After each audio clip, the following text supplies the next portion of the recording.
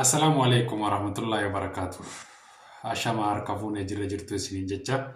Har'a waan takka takka irraa dubbachuuf deemna. Maaliif jennaan waa'uma biyya teenya dhimma biyyuma teenya waa'ee biyya teenya irratti irraa waa takka waan dubbachuuf feenu jirra. Maaliif jennaan koriidarii dhiyoo tana Jimma keessatti hojjetamaa jiru kanarraa kan xumura irra ga'e kanarraa xiqqoo waa dubbachuu barbaanna.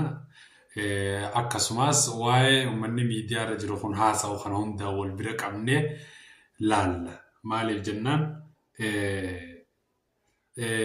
wanni miidiyaa kanarraa namni oofutun hawaasa keessanii jirtii kan jedhu waliin laalla.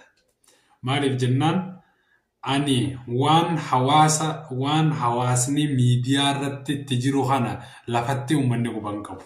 Wallahi billahi dhuguma waliif naamiti uummanni lafa quban qabu. Abbichuu eega jee uummanni quban qabu.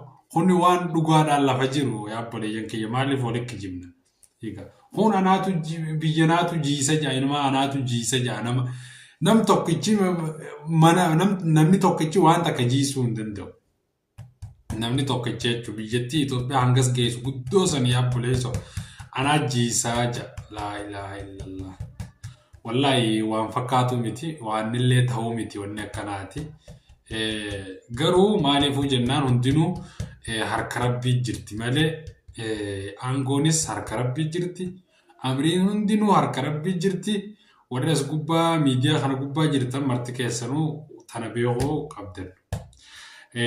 Meemma maal laalla suuraa muummichi ministeeraa Abiyyi Ahmad Jimmatti koriidarii eebbifamaa xumurarra jiru kana ilaalchaaf Jimma dhaqanii achitti suuraa kaanii uummata hunda walitti qabee uummata dur firraachi facaasallee walitti qabee geessee achitti suuraa hunda hojii kaanii haadha mana isaa Zinnaash hunda hojiin achi dhaqee bashannanee akka barsiisaa jaalalaa tokkotti numa taphatee deebi'e.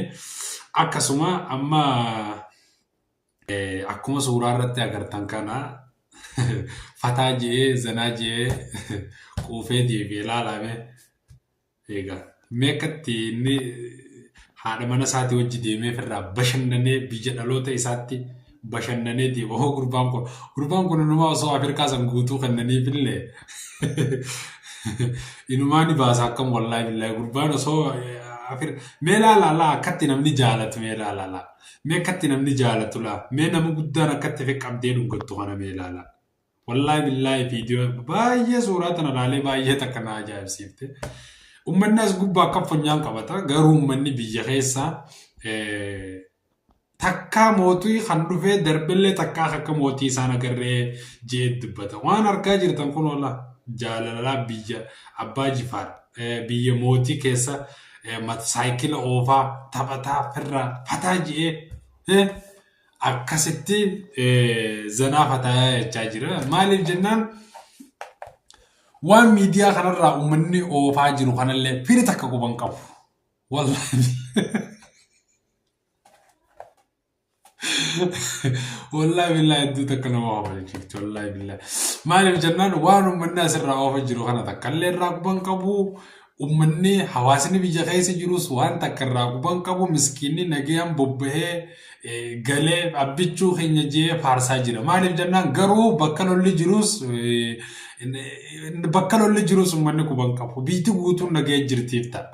Biitti guutuun ibidda Wallaggaa fi Walloo fi Arsii fi bakka hunda belbelaa jiru kana uummanni quban qabu. Uummanni biyya keessa quban qabu jechuudha. Akkasii inshallah hin gowwoomina wanni siyaasaa kun taphaa. Maaliif jennaan nuti abbaan barbaade biyya haa qabatu garuu nuti nagayaan jiraachuu barbaanna. Jireenyi maatiin keenya namni hawaasni Oromoodha. Hawaasni nagayaa qulqulluun akka miidhamuun barbaannu namni bakka jirutti nagayaan akka jiraatu barbaanna. Ammallee rabbi biyyattii nagayetti haa ta'u.